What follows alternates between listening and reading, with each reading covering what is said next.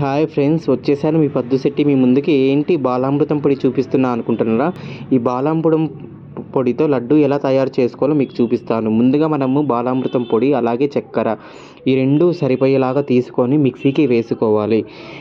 మిక్సీకి వేసుకున్న తర్వాత పొయ్యి మీద ఒక ప్యాన్ పెట్టి ఆ ప్యాన్లో నెయ్యి వేసుకోవాలి. ఆ నెయ్యి వేసుకొని బాగా కరగనిచ్చాలి. బాగా కరిగిన తర్వాత ముందుగా మనం తీసుకున్న ఆ బాలామృతం పొడి అలాగే చక్కెర రెండు గ్రైండ్ చేసి పెట్టుకున్నాం కదా, అది తీసుకొని ఈ నెయ్యి బాగా కాగిన తర్వాత ఈ ప్యాన్లో వేసేయాలి ఈ పిండిని. అలాగే ఈ పిండి వేసేసిన తర్వాత బాగా మనం అత్తరాసలు పాకు పడతాం కదా, అలా దగ్గరికి వచ్చేలాగా మనం పాకు పట్టాలి.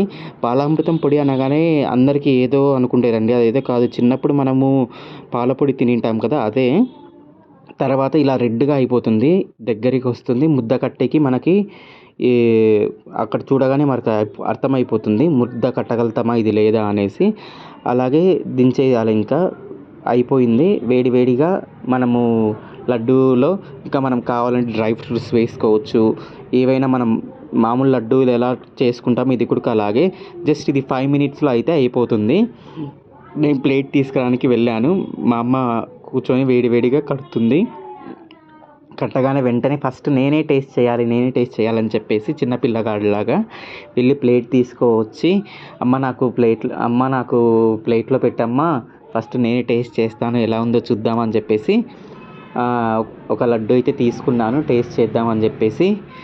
అసలుకండి చాలా అంటే చాలా చాలా టేస్టీగా ఉంది. జస్ట్ 5 మినిట్స్లో అయిపోతుందండి. మీరు ట్రై చేసుకొని చూడండి. ఫస్ట్ టైం నా ఛానల్ చూస్తున్నట్లయితే లైక్ చేయండి, షేర్ చేయండి, సబ్స్క్రైబ్ చేయండి. గంట బెల్ నొక్కడం అయితే మర్చిపోవద్దండి.